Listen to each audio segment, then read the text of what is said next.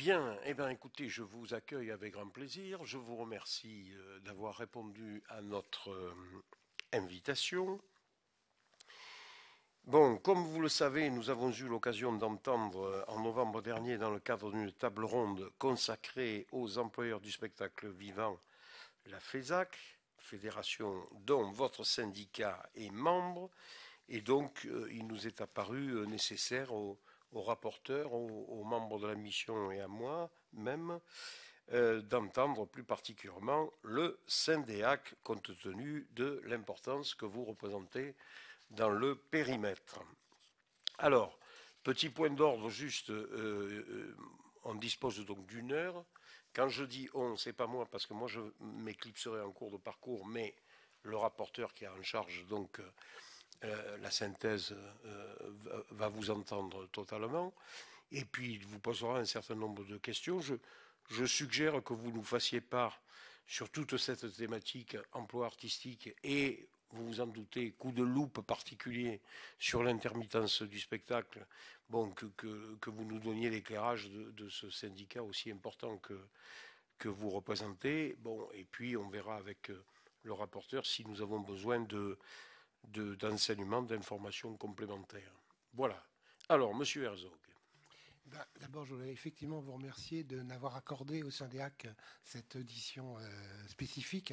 Ça nous paraissait effectivement, vu l'histoire du syndicat et la particularité de ses adhérents, ça paraissait effectivement une chose nécessaire. Nous allons être tous les quatre à intervenir. Dans l'ordre, si je ne m'abuse, Renaud-Marie Leblanc, qui est membre du Conseil national du Syndéac, metteur en scène, directeur artistique de la compagnie Didascalie & Co à Marseille.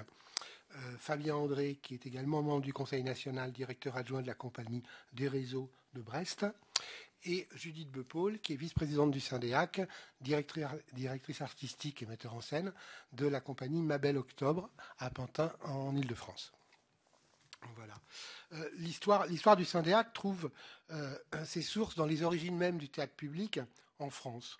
Le théâtre du peuple, le théâtre national populaire, le concours des jeunes compagnies d'après la guerre, la décentralisation théâtrale ou les maisons de la culture sont les fondements de notre organisation du théâtre. En 1971, une quarantaine de directeurs réunis, je rappelle, une quarantaine de directeurs réunis autour de Georges Goubert, Jean Danet, Robert Gilbert, et ont estimé le temps venu de traduire la présence réelle de ce secteur public des arts de la scène et de cette profession par une instance en charge de représenter ses intérêts. Le Syndéac est fondé et de cette époque date la création de la convention collective qui a été étendue à tout le secteur. Le Syndéac compte aujourd'hui 366 adhérents, nombre en constante augmentation puisque ce chiffre a cru de 33% ces 5 dernières années, parmi lesquels la quasi-totalité des centres dramatiques, centres chorégraphiques nationaux, scènes nationales, mais aussi certaines scènes conventionnées ou scènes de musiques actuelles, ainsi que des festivals. Les équipes artistiques avec ou sans lieu représentent presque la moitié des adhérents du Syndéac. Compagnie chorégraphique, dramatique, lyrique, musicale, des arts de la rue ou du cirque. Il a récemment ouvert ses statuts aux entreprises travaillant dans le domaine des arts plastiques et graphiques. C'est dire que notre syndicat historique a su évoluer avec son milieu et son environnement. Une majeure partie de nos adhérents se sont notamment appropriés, comme tout un chacun, les nouvelles technologies de l'information, tant dans leur processus de création que dans leur rapport au public. Le sujet qui nous occupe aujourd'hui est bien une évolution qui s'impose à nous tous. Notre syndicat d'employeurs représente des structures très diverses. Toutes subventionnées, souvent à partir de financements croisés, elles assument des missions de service public.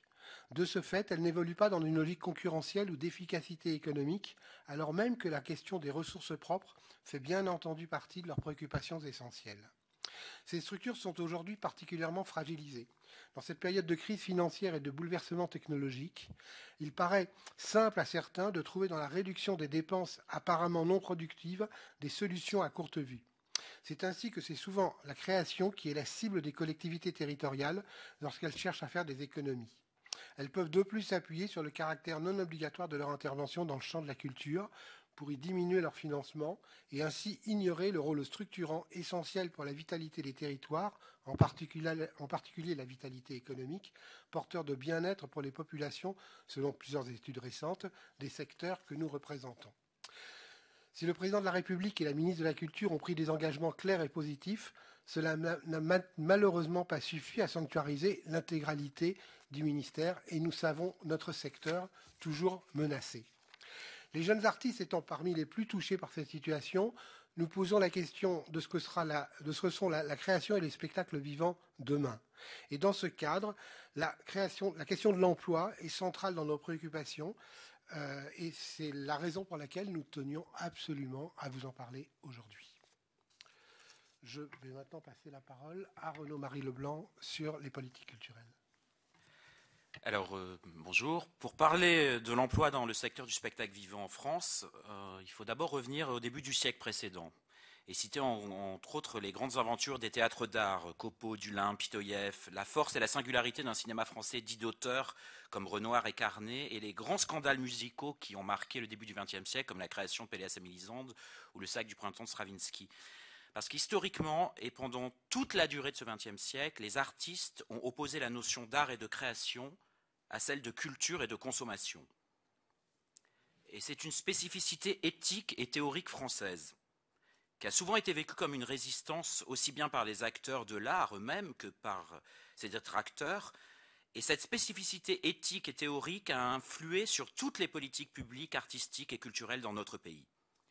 Ces politiques ont toutes pris la notion de création en compte, dans ce qu'elle a d'unique, de dangereux et d'échappant aux règles de la marchandisation. Historiquement, donc, ces politiques ont placé l'artiste et la création au centre de leur dispositif. L'effet immédiat de ces politiques de soutien et de production de la création a été de permettre l'explosion d'une biodiversité des esthétiques dans la création française, tout en restant perméable aux influences extérieures, ce qui a constitué ce qu'on a appelé l'exception culturelle française. Les efforts de l'État puis des collectivités territoriales engagés à la fois dans une décentralisation et une démocratisation artistique et culturelle ont permis l'accession par chaque Français aujourd'hui à la création artistique sur son territoire, une création qui est riche de propositions embrassant de très larges esthétiques, même au sein de chaque discipline. Cette offre pléthorique, stimulée par des années de politiques publiques ambitieuses, avec au centre l'art et l'artiste, nous a été enviée dans toute l'Europe, et particulièrement par les artistes étrangers, pour qui la France a pu devenir une sorte d'Eldorado de la création. Cette exemplarité française ne s'est pas faite sans une structuration toute particulière de l'emploi. La diversité de la création avec un éclatement des esthétiques, voire l'émergence de formes nouvelles, n'a été possible que grâce à une mobilité extrême des artistes. On peut faire une analogie d'un point de vue scientifique à un grand brassage génétique qui aurait permis de nouvelles compositions inattendues. Les artistes sont sortis du village initial de leur pratique ou de leur discipline. La multiplicité des employeurs, la flexibilité extrême de l'emploi ont rendu cette diversité possible, mais au prix d'une sécurité sociale. C'est là qu'apparaît le modèle du CDD dit d'usage, puis d'une couverture d'assurance chômage au sein de la solidarité interprofessionnelle qui prend en compte cette flexi-sécurité. Il faut bien comprendre que si l'emploi permanent sous forme de CDI existe dans le secteur, et même au sein de l'emploi artistique, il reste minoritaire chez les artistes. Et d'une certaine façon, c'est un emploi temporaire, à long terme. Un artiste aura toujours besoin de bouger, de se ressourcer, de se confronter à d'autres esthétiques. Et en tant qu'employeur du secteur, nous avons besoin également de travailler avec des artistes croisant régulièrement plusieurs disciplines, plusieurs esthétiques, plusieurs approches artistiques. Et à ce jour, aucun modèle de flexi-sécurité de l'emploi n'a été aussi performant, aussi bien du point de vue productif au sein d'un secteur d'activité que du point de vue social, que les annexes 8 et 10 de l'assurance chômage. Au cœur des compagnies, l'essentiel des emplois est de nature intermittente. Cela correspond bien à l'irrégularité et à la ponctualité des projets artistiques. Selon que la compagnie est plus ou moins structurée, principalement grâce à des subventions pérennes, certains postes administratifs peuvent être permanents. Mais ce n'est quasiment jamais le cas des directeurs artistiques, alors même qu'ils incarnent et assument le projet de leur compagnie. À l'inverse, des emplois permanents se sont développés au sein des établissements culturels pour accompagner les artistes et le public. Ce sont les métiers de la production, de l'administration, de la communication, de la médiation, également les métiers techniques. Ici, les salariés intermittents n'interviennent que pour des renforts ponctuels sur des missions définies, s'adaptant au mieux aux fluctuations des activités. Notre secteur s'est institutionnalisé en parallèle à un accroissement du nombre de compagnies, sans que l'on puisse déterminer si l'un a entraîné l'autre, l'essentiel étant aujourd'hui une exceptionnelle imbrication de tous ces acteurs culturels, de leurs moyens et de leurs missions. Après l'ouverture des premiers centres dramatiques nationaux au lendemain de la Seconde Guerre mondiale et la création du ministère de la Culture, un puissant mouvement de construction d'établissements s'est déployé sur l'ensemble du territoire national, constituant au fil des décennies un maillage culturel riche de la diversité des structures, qu'elles soient labellisées par l'État, comme les scènes nationales, centres dramatiques ou chorégraphiques nationaux, scènes conventionnées et bien d'autres lieux, ou d'autres lieux mis en place par les pouvoirs locaux, qui, même si leur budget est souvent fragile et n'inclut pas de véritables moyens artistiques, existent sur l'ensemble du territoire. Toutes ces structures culturelles constituent aujourd'hui un ensemble de réseaux croisés dédiés à la production et la diffusion des œuvres artistiques. Les artistes ont ainsi vu se multiplier leurs interlocuteurs, pouvant accompagner, coproduire ou accueillir leurs créations. Tout cet écosystème interdépendant obéit à des règles communes, au premier rang desquelles la réglementation du travail. Après que des conventions collectives aient été signées entre les partenaires sociaux dans différents secteurs du spectacle et de l'audiovisuel, celle des entreprises artistiques et culturelles est adoptée en 1973, d'abord applicable pour les seuls adhérents du Syndeac et de la CGT Spectacle, jusqu'à ce que le ministère du Travail l'étende en 1998 à l'ensemble de la branche. Cette convention collective, comme dans tous les autres secteurs d'activité, en tout cas ceux qui s'en dotent, vient préciser les conditions particulières du travail des salariés, en amélioration évidemment du Code du travail. On y trouve, outre le droit syndical et la représentation du personnel, des dispositions spécifiques relatives à l'emploi, comme le type de contrat, notamment le CDD d'usage, auquel nous avons recours pour l'embauche des artistes et techniciens intermittents, l'organisation et la durée du travail, comme les cachets ou les services de répétition, les déplacements, les congés, la retraite, ainsi que bien sûr un encadrement des rémunérations à travers des grilles salariales pour chaque métier artistique et tous les autres métiers techniques et administratifs, qu'ils soient permanents ou intermittents. Par cette négociation annuelle obligatoire des salaires et des conditions de travail, le rapport social salarial est explicité, reconnaissant à tous les travailleurs du spectacle non seulement leur qualité d'artistes et techniciens, mais surtout leur qualité de salariés, ce qui ouvre tout le champ des droits sociaux ordinaires, sécurité sociale, retraite, formation professionnelle, ou les droits spécifiques, comme l'assurance chômage, les congés spectacles.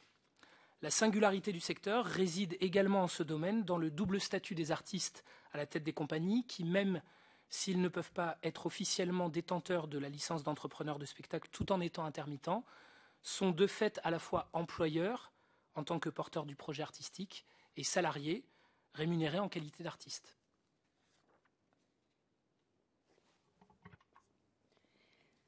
La création a subi depuis 10 ans des attaques multiples.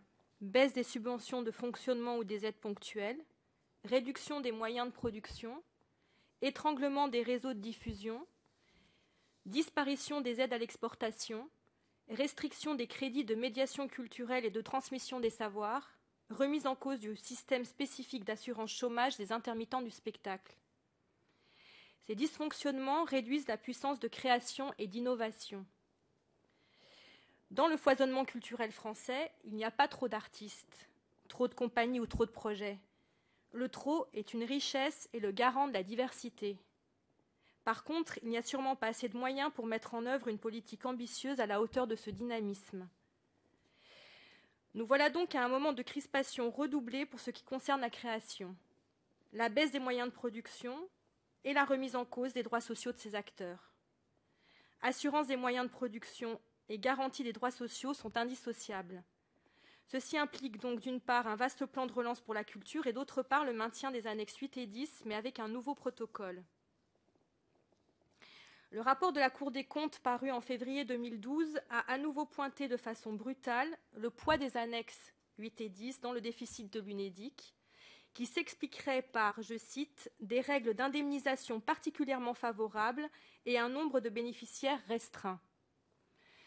Ce rapport a provoqué des réactions hostiles au maintien du régime spécifique des annexes 8 et 10, alors même que la réponse du ministère du Travail et de l'Emploi à ce rapport soulignait les erreurs d'appréciation statistique de la Cour des comptes, réaffirmait la spécificité de l'activité discontinue des artistes et des techniciens du spectacle, et mettait en avant la nécessité de trouver des incitations à l'allongement des périodes de travail plutôt que de pénaliser les employeurs du secteur par de nouvelles surcotisations. Pierre-Michel Menger a par exemple proposé de moduler les cotisations d'une entreprise en fonction du nombre d'intermittents employés. Cette proposition semble parfaitement ignorer la spécificité de la structuration de notre secteur. Les préconisations du Syndeac reprennent la plateforme de revendication du comité de suivi, qui s'est mis en place à l'Assemblée nationale en 2004 et qui rassemblait des organisations professionnelles, coordinations et des parlementaires. Ce comité a rédigé une proposition de loi parlementaire relative à la pérennisation du régime d'assurance chômage des professions du spectacle, de l'audiovisuel et du cinéma dans le cadre de la solidarité interprofessionnelle. Cette plateforme s'appuie sur une base mutualiste, égalitaire, respectant les pratiques des salariés intermittents. Je cite, « Ces pratiques sont caractérisées par une grande mobilité, une discontinuité des périodes d'emploi et une variation importante des taux de rémunération. Cette flexibilité dans l'emploi est une réalité massive. Les salariés ne doivent pas la subir sans disposer de garanties sociales suffisantes pour y faire face. » L'indemnisation du chômage relève de la solidarité interprofessionnelle. Il faut garantir et pérenniser l'indemnisation des salariés relevant des annexes 8 et 10 au sein de la solidarité interprofessionnelle, tout en prenant en compte leurs spécificités. On ne peut pas isoler les annexes sans prendre en compte les retombées économiques de notre secteur et le nombre d'emplois qu'il génère, les cotisations des permanents du secteur, ni les cotisations des intermittents qui ne touchent pas d'indemnité, 52% selon les chiffres de Pôle emploi. C'est pourquoi il n'est pas juste de parler de déficit pour ces annexes en particulier. La balance analytique entre les cotisations collectées et les allocations est stable et maîtrisée depuis 10 ans. Il n'y a pas de corrélation entre le déficit de l'UNEDIC et le résultat de la balance des annexes 8 et 10. Le déficit de l'UNEDIC est fluctuant, il dépend du taux de chômage et des périodes de crise. Le coût des annexes est, lui, stable et structurel par principe. L'intermittence du spectacle regroupe de nombreux métiers dont les us et pratiques professionnelles varient beaucoup d'un secteur d'activité à l'autre. Mais artistes et techniciens, dans le spectacle vivant comme dans l'audiovisuel et le cinéma, ont en commun une forte instabilité de l'emploi et du type d'emploi, des employeurs multiples et une discontinuité des contrats de travail et du niveau de rémunération. On observe également une porosité entre les champs du spectacle vivant et l'audiovisuel, entre les métiers artistiques et techniques et entre différentes professions. Au regard de toutes ces considérations, le Syndeac propose la création d'une annexe unique. Contrairement à ce qui a été énoncé en 2003 par les défenseurs du nouveau protocole, le nouveau système d'assurance chômage des annexes 8 et 10 n'a pas permis de réguler notre secteur, ni de réaliser d'économies, mais a favorisé ceux qui travaillent et qui gagnent le plus. Pour garantir, au contraire, un système mutualiste et plus équitable, nous préconisons d'autres règles. Notre travail s'organise le plus souvent sur une année scolaire. Notre secteur est déjà très fragilisé par la discontinuité de l'emploi. La règle du décalage aujourd'hui en vigueur ne permet pas de circonscrire la précarité à une période définie et maîtrisée dans sa durée, ni de se projeter dans le temps. Par ailleurs, l'absence de travail et de moyens de production caractéristiques de la crise évoquée plus haut, la difficulté de plus en plus grande à renouveler des droits, pousse le Syndeac à réaffirmer la nécessité d'une date anniversaire. La date anniversaire doit correspondre à la première date d'entrée dans le régime. Elle permet de prendre en compte chaque heure travaillée et correspond aux réalités de travail de nos secteurs. L'assuré est recalculé chaque année à la même date, lui permettant d'avoir une meilleure visibilité de ses temps de travail et d'organiser sa précarité. La date anniversaire permet de remettre les compteurs à zéro, ce qui n'est pas le cas dans le système de capitalisation actuel qui prévoit 243 jours d'indemnisation, quels que soient les revenus perçus et sans durée préétablie. La date anniversaire sert de régulateur, permet que des indemnités soient versées uniquement dans les 12 mois à venir. Le seuil actuel de 507 heures en 10 mois pour les techniciens et en 10 mois et demi pour les artistes ne correspond pas à la réalité du marché du travail, et nombreux sont ceux qui sortent très régulièrement du système avant de pouvoir ouvrir de nouveaux droits. La sortie de l'intermittence a un coût social et n'est pas sans conséquences. Le schéma le plus fréquent est le passage au RSA, avec ce que ça implique de charges aggravées pour les départements. L'autre pendant est la propension à la déprofessionnalisation, qui se traduit par l'instabilité des engagements professionnels et le manque de disponibilité des salariés qui cumulent plusieurs projets, en abandonnent certains pour d'autres mieux rémunérés, etc. Le Syndéac préconise donc un seuil de 507 heures sur une période de référence de 12 mois ou de 1014 heures en 24 mois, avec au moins 338 heures effectuées dans les 12 derniers mois, ouvrant droit à une période de 12 mois d'indemnisation. Le Syndéac est favorable à la déclaration réelle des heures travaillées.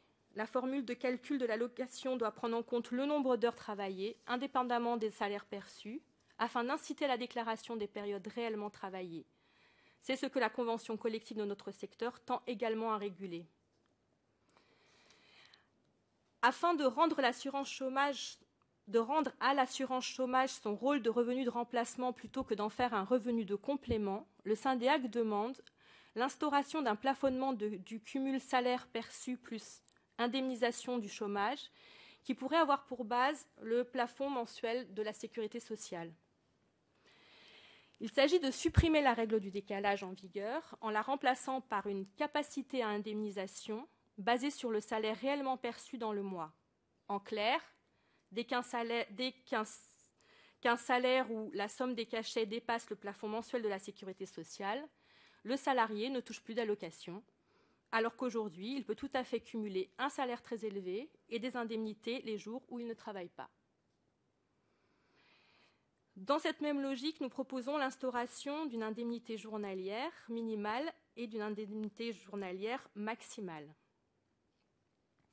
L'indemnité journalière minimale pourrait être égale à 1/3 de 1/30 du plafond mensuel de la sécurité sociale et l'indemnité maximale à 1/30 du plafond mensuel de la sécurité sociale, donc dans un rapport de 1 à 3.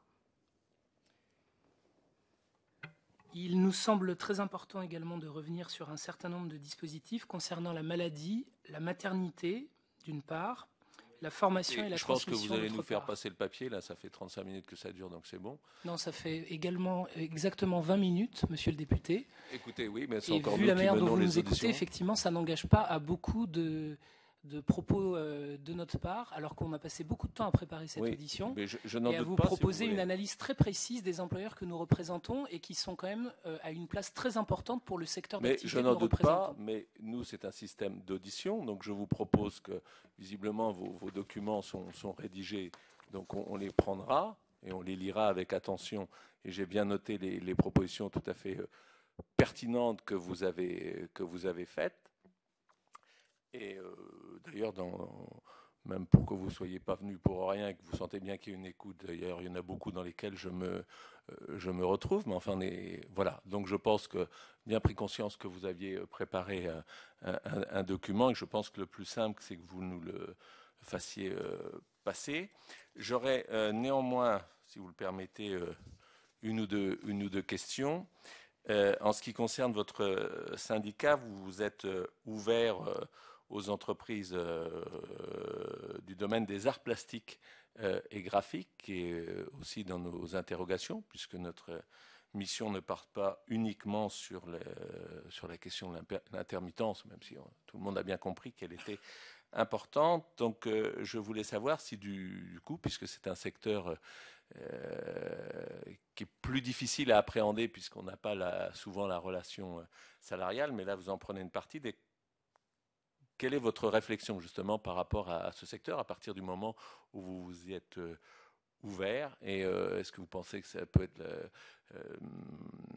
les faire bénéficier d'une convention collective, en construire une autre? Enfin voilà, ça C'est effectivement une réflexion en cours avec ce secteur, et on a commencé avec le ministère de la Culture et avec les syndicats de salariés à parler de l'éventualité d'une convention miroir avec la convention Syndéac qui serait applicable à ces secteurs d'activité. C'est vraiment un début de réflexion que nous avons.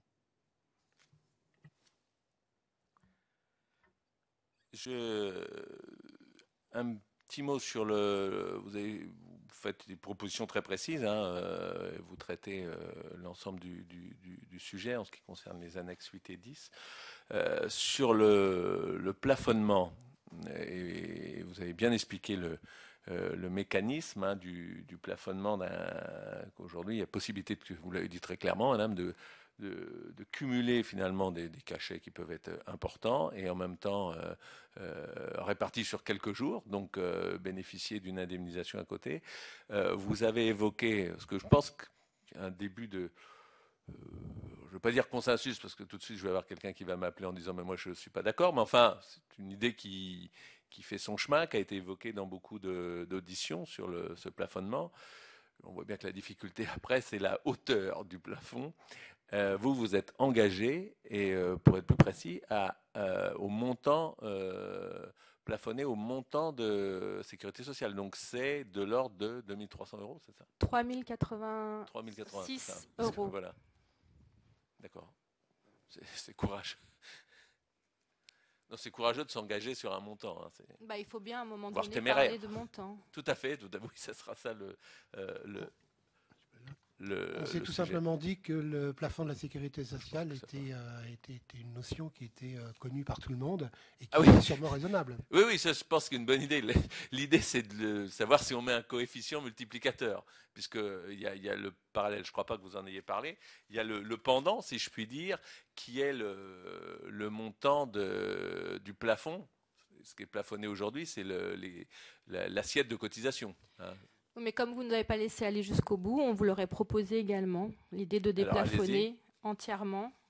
Entièrement, là? Oui, l'assiette de cotisation. Là, elle est à 4 fois, hein, c'est 4 fois. Oui, nous proposons le déplafonnement complet. D'accord.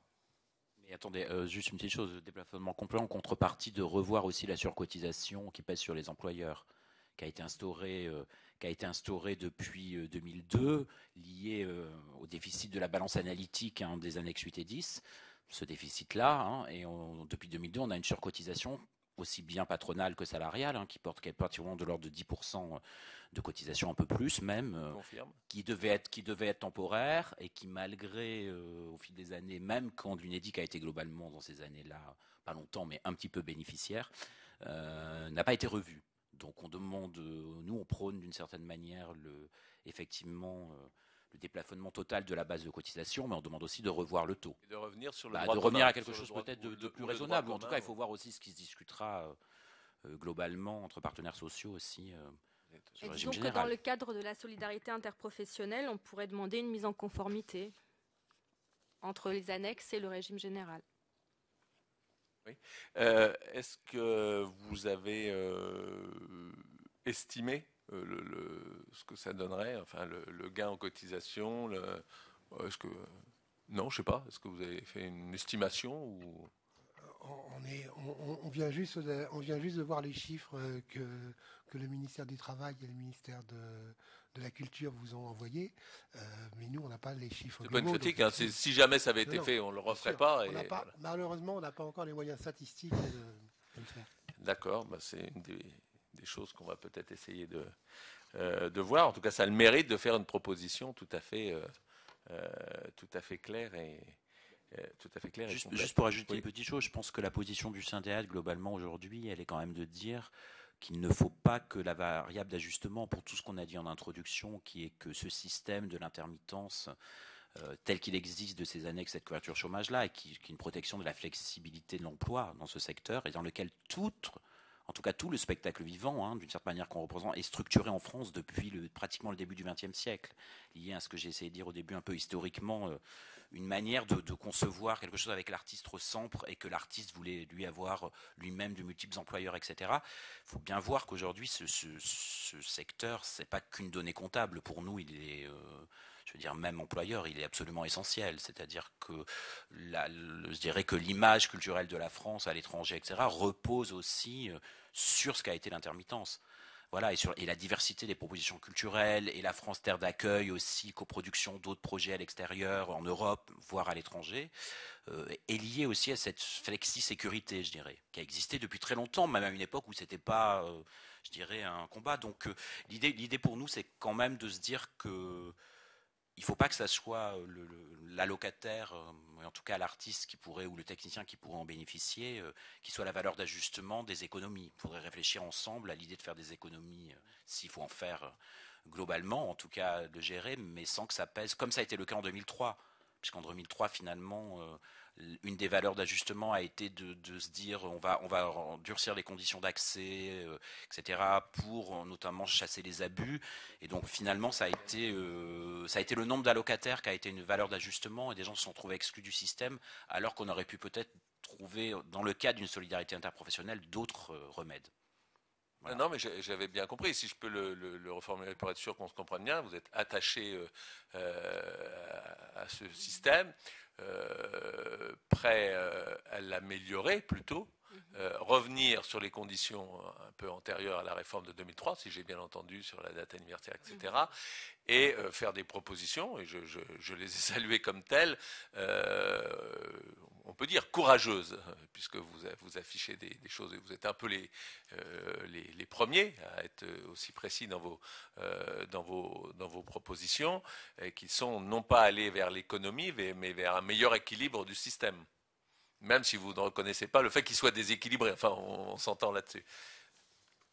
Mais voilà, l'améliorer pour qu'il puisse perdurer sans que les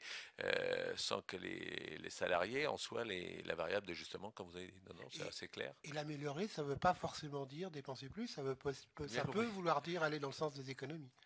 C'est pas, mais il faut qu'elle soit justifiée. Moi, je voulais juste vous dire que dans le papier, effectivement, que nous avions préparé et qu'on va vous envoyer, on parlait aussi de divers congés maternité, maladie, et surtout de formation, et qu'il y a une chose qui est particulièrement importante à l'heure où le ministère de la Culture et le ministère de l'Éducation nationale ont déclaré l'éducation artistique comme mission prioritaire.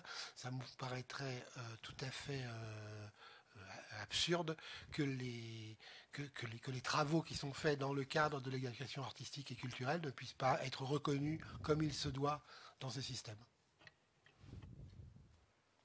Okay. Oui, c'est ce qu'on voulait dire, c'est-à-dire reprendre, donner, revenir à un nombre plus grand d'heures qui soient valorisées en termes de formation donnée, étant donné que c'est vraiment une des missions aujourd'hui qui nous incombe au-delà de la création, et que c'est compliqué soit de ne pas pouvoir valoriser ces heures-là, soit de basculer carrément au régime général quand on a trop d'heures faites réalisé au régime général. Oui, c'est ce qui se passe. C'est-à-dire que quand on donne trop d'heures de formation au régime général, on a le risque de basculer, de sortir des annexes pour basculer au régime général. Et alors, est-ce que vous proposez de changer un peu le chiffre là, des 55 heures ? C'est ça. On pense à ce qui existait initialement, à savoir 169 heures. Parce que 69 heures... 169 heures, oui. Sur quelle durée là ? 169 heures sur les 507 exigés sur 12 mois, voilà. C'est-à-dire un tiers du volume total que vous demandez à un salarié intermittent du spectacle pour pouvoir ouvrir ses droits à indemnisation, puisqu'on peut considérer qu'un tiers de mission de transmission en complément de 2 tiers de création est un volume à peu près équilibré, puisqu'on considère quand même nous-mêmes que la création reste centrale, mais que la transmission fait quand même partie de ce qu'exercent réellement aujourd'hui les artistes et sur lesquels ils sont régulièrement sollicités. Vous proposez de tripler, quoi. Oui, mais parce que voilà, historiquement, il y a aussi quelque chose qui a changé. Les pratiques ont changé. C'est qu'à l'époque, c'était 169 au régime général, etc. Mais après, on est passé là à 55. Mais ce qui se passe aujourd'hui, ce qu'on demande aux entreprises de notre secteur, et particulièrement qu'on représente, on demande de plus en plus de faire de la sensibilisation artistique en dehors de la création. On demande de plus en plus aux artistes, aux équipes techniques, en plus du spectacle, de faire autre chose. Par exemple, c'est assez, et même les collectivités territoriales, c'est assez courant, par exemple, d'avoir une mission dans un collège où on vous demande de faire une représentation. La représentation peut durer 1 heure, et on vous demande de faire des rencontres, de la sensibilisation autour, des fois sur 2-3 jours. Quand ce n'est pas sur la même journée, c'est impossible à ce moment-là de déclarer les artistes qui sont présents dans le cadre du cachet de cette journée-là. Donc ils vont revenir un deuxième et un troisième jour. Donc là, évidemment, ils ne jouent plus, par exemple, mais c'est vraiment lié au spectacle. Ils ne jouent plus, ils font pas forcément un atelier, mais ils transmettent des choses, ils discutent avec les élèves. Voilà, c'est une présence que nous demandent les collectivités de mettre en œuvre dans toutes les structures, aussi bien grandes que petites. Et c'est vrai que ce volet d'heures, souvent, du coup, qui évidemment est déclaré au régime général, et si on veut que ça soit tel, n'est pas reconnu. Et s'il n'est pas reconnu suffisamment, ça incite aussi certains employeurs, des fois, ou les artistes à faire pression pour avoir des fausses déclarations et que ces heures-là soient déclarées comme des cachets. Vous voyez ce que je veux dire? Plutôt que. Donc on pense que vu la demande qui va croissante, ça serait assez raisonnable d'étudier ça plus clairement, quoi. Que 55 heures qui sont vraiment très faibles. Pour compléter le propos, je pense que ça irait dans le sens d'une cohérence des politiques publiques, je pense aux collectivités territoriales et notamment aux régions, qui font beaucoup d'actions en direction de la formation. Et ces actions en direction de la formation, elles seraient mieux appliquées si il y avait une meilleure reconnaissance pour les artistes. Oui, j'entends bien. C'est bon. Du coup, ça va peut-être amener d'autres partenaires à dire si on remet 169 heures sur 12 mois, enfin 169 heures sur 507 heures sur 12 mois, il y a une tentative d'augmenter les 507 heures, non? Enfin, vous voyez la mécanique un peu. Et les 507 heures, historiquement, elles sont quand même basées sur le temps de travail ordinaire, c'est-à-dire sur le temps légal de travail dans le Code du travail. Et elles n'ont même pas été ajustées historiquement à l'occasion des 35 heures. Donc vous voyez, s'il fallait faire le chemin, il serait presque inverse. C'est quand même basé à la base sur les 40 heures de travail. En 81, avec les 39 heures du gouvernement Mauroy, c'est descendu donc à 507 heures. Historiquement, c'était 520. Il aurait fallu dans ce cas-là qu'on soit passé à l'occasion des 35 heures à moins, aux alentours de 450 heures. Donc on n'en est même pas à réclamer ça. Donc si on veut nous faire une augmentation du nombre d'heures pour permettre que soient prises en compte d'autres missions, comme on est en train de l'expliquer sur la transmission notamment, ça n'est absolument pas légitime au regard du droit commun du travail, puisque c'est quand même ça qui a fait un certain nombre d'aménagements de ce régime spécifique. Ça n'est pas né ex nihilo, ça a été une adaptation du droit commun du travail, mais sur la base de ce droit commun. Il vous a pas échappé que c'est pas avec moi que vous allez négocier. Hein. Moi, alors justement, de ce point de vue-là, il ne nous a pas échappé non plus que vous réfléchissiez à tous ces sujets-là. Oui, je suis d'accord. Très concrètement, vous serez dans la négociation, non? C'est que des idées que vous pouvez faire passer. Nous ne sommes pas à la table des négociations. Historiquement. La FESAC n'y est pas. La fédération auquel nous appartenons aussi n'y est pas. Voilà, c'est un des sujets aussi. Donc il faut profiter de toutes les tribunes pour pouvoir faire passer ces messages. Absolument. Ok. Est-ce que vous voyez d'autres choses? Je vous ai déjà frustré une fois, donc je ne voudrais pas vous frustrer totalement. Non, moi je voulais juste rajouter quelque chose qui a été dit tout à l'heure, mais peut-être qui n'a pas été entendu, en tout cas bien. Mais c'est justement sur cette idée d'augmenter le nombre d'heures, et là où on a déjà beaucoup de gens qui peinent à faire ces heures, et en sachant que dans un contexte d'effondrement, et ça c'est important parce que c'est une vision aussi d'employeur, hein, en tout cas pour le spectacle vivant, dans un contexte de l'effondrement de la production et où les spectacles tournent de moins en moins, où le temps de répétition s'est aussi réduit, puisque moins d'argent, donc pareil, hein, moins de répétition, etc.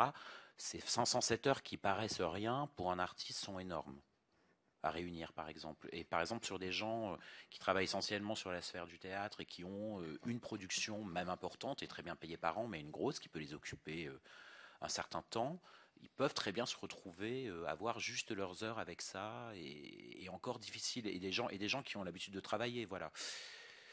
Parce que les temps de répétition sont effondrés, parce que la diffusion tourne moins, parce qu'il y a une crispation des budgets due à la crise globalement, et après des choix politiques aussi, donc voilà. Tout ça fait qu'il y a une crispation globale qui va dans ce sens. Et une idée aussi de se dire que augmenter effectivement, donc sortir du champ de la protection sociale des assédiques, des artistes ou des techniciens qui étaient par exemple, le schéma, c'est ce que rappelait ma camarade tout à l'heure, le schéma est de tomber facilement dans le RSA,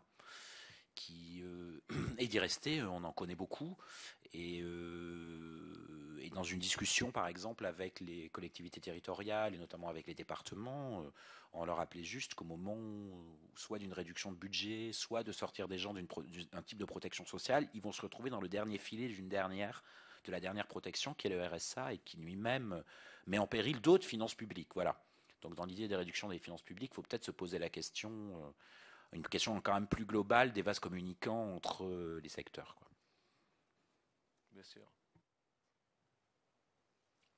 Bien, bah écoutez, il me reste à vous remercier et à récupérer ce que vous aviez prévu et élaboré. Et je ne doute pas que c'est un travail sérieux et qui vous a pris du temps et dont on prendra bonne note, puisqu'il rentre en plein le cœur de notre mission. Je vous ferai passer le texte intégral. Oui, merci. Merci à vous. Si.